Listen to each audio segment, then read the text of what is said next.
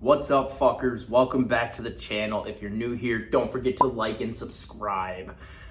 I need all the support I can get. You guys are awesome. Give me views, give me comments, feedback, give me likes, give me all that shit. Spam it. I don't give a fuck. Right into the main point of this video, the talking portion, right? So this will be the fourth principle in the 7 definitive principles of bodybuilding, as stated by Mike Mentzer in his high intensity training book. Buy that on Amazon. Link is in the description. It is in the description of every single one of my videos. So if you want this book to read for yourself, I highly recommend it. I kind of short note it and just kind of put it into my own words. Fourth principle of the 7 is frequency. This is essentially going over your rest days, why you should be training every 4 to 7 days rather than every day, day on, day off, day on, day off, 2 days rest, 3 days, whatever it may be, right? So, gonna go over it real quick because I'm ready to get this workout over with. I got stuff to do tonight. Fourth principle, frequency. Why take so many days rest in between? Why have the frequency so spread out rather than going to the gym every single day?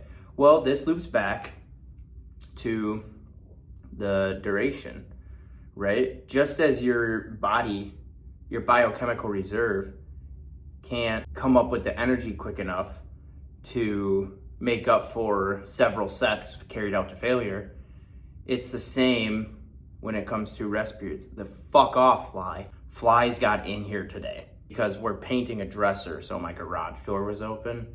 We're painting a dresser. So fuckers flew in here and I fucking hate flies. Essentially the same, right?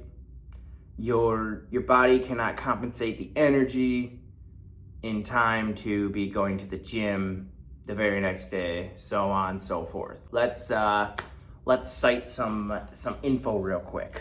Perfect example. The amount of stress that the body can successfully cope with and that will cause a buildup effect somewhere in the body is directly related to the intensity of the stress. I mean, this is basically just a fancier way of going over what I just went over. The greater the intensity, the less the body will tolerate before decompensating and heading the other way into a state of depletion and tissue loss. Again, frequency and duration, the last principle, they go hand in hand. They're like this. They're tight as fuck. It is essentially the same thing for a different reason. Many bodybuilders wrongly believe that a split routine of 6 days a week with one half of the muscles exercised on one day and then rested on the following day while the other half are being exercised will provide the rest required for adequate growth following exercise. About to go into the whole biochemical reserve and energy. You must remember that exercise always has a generalized effect on the entire physical system as well as a localized one on specific muscles. So, even though you may be affording your alternately worked muscles a certain amount of rest on a 6-day split routine, you're not provided the needed rest for the overall physical system when you tax it with everyday training. Nice. The overall system. So that's talking about your body as a whole. That's why I said that. Like, we're about to go into the whole energy aspect. That's hitting on that ideology. As a bodybuilder begins to grow larger and stronger as a result of proper training, the likelihood of overtraining looms even greater because as the body grows stronger, its ability to generate intensity increases. I went over this many videos ago, but in order to get bigger, you must get stronger. Strength yields mass, which you must keep in mind places greater stress on the body and thus calls for less training. This is why I say every 4 to 7 days, or the book says every 4 to 7 days. Start off at 4 days, right? Go every 4 days. As you're getting stronger, as the weight's going up, reps are increasing, add a day of rest or two at random and start spacing it out more and more. So this is a good one, right? Just as there is only one reality, one set of universal objective principles governing the physiological activities of the human body, so there can only be one valid theory, one set of abstract principles of productive exercise. This is tying in the first principle, which is identity. Very philosophical that was. So that's linking right back into that first principle that I went over, followed right up. In order for a training routine or workout to be productive, it must, of course, stimulate growth. However, a workout that stimulates growth must also allow growth to be produced. Please note the distinction between growth stimulation and growth production, or growth reproduction. Guys, I'm constantly hitting on this, and there's a because this is pounded in this book. Growth stimulation equals growth reproduction. You stimulate growth in the gym. You do not get bigger in the gym. A pump is not you getting bigger.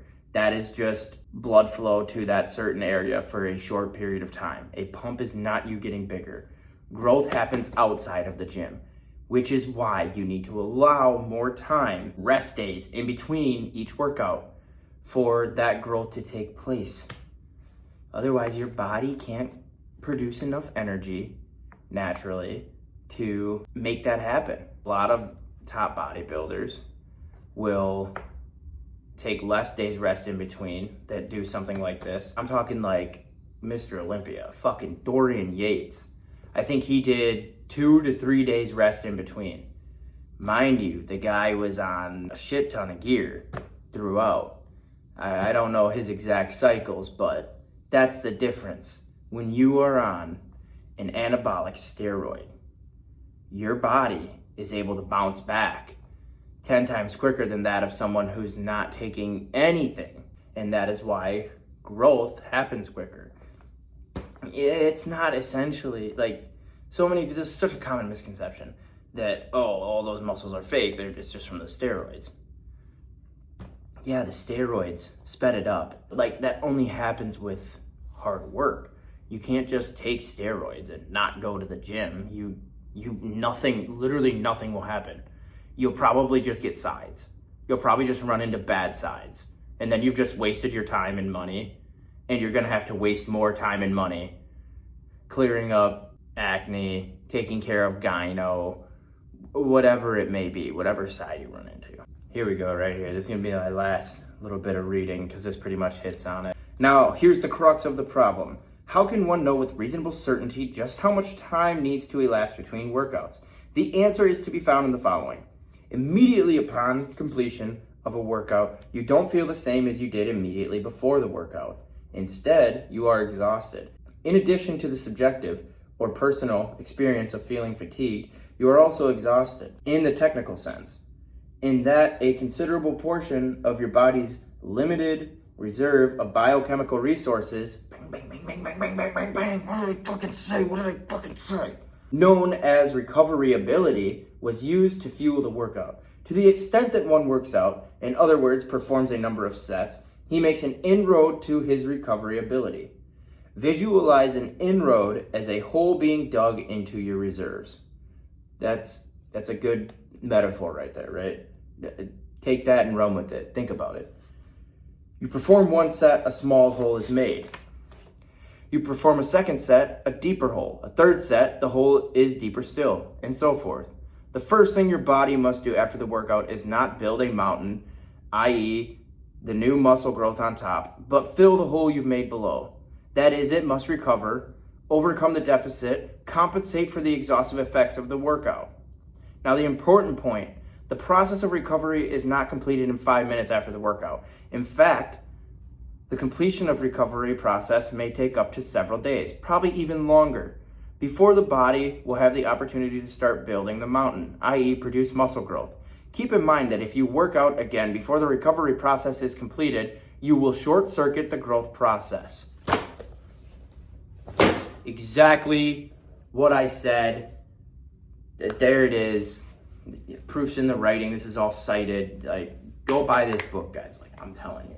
I'm reading bits and pieces out of it, but you get the gist of it, right? Visualize a hole being dug. Every set that you do, that hole gets deeper and deeper. And before your body can start the process of growth reproduction, it must fill in that hole that you've dug. Meaning that biochemical reserve, that energy must be replaced. Okay, now we can start packing on muscle so that next time that we do that workout, we're actually able to do it. That's it, y'all. That's it. So, into what we're doing today. We're hitting legs and abs, and we're hitting them fucking hardcore. So, I'm gonna start out with the leg extension. Probably gonna go up in weight from the video that I didn't record because I know I got more than 12. In superset fashion to the Smith machine squat. Again, so excited for that because it corrects my form, keeps me straight, keeps me focused on the quads. It's awesome. I'm loving it. And then toe press, all carried out to failure. And then for abs, I'm gonna be hitting the hanging leg raises again. I'm gonna try to get more than 5 like I did last time. And the only reason I got 5, I know in previous videos I've gotten several, but it's because I read in this book that it's toes to bar for every, so unless your toes go all the way up to the bar, not a complete rep. So that's the plan there. And that's gonna be a wrap on the old workout. Do some posing because I wanna see if we get some mass on the legs. I feel like my legs have gotten a little bigger. That's that. Let's make this shit up. Bonavian, City,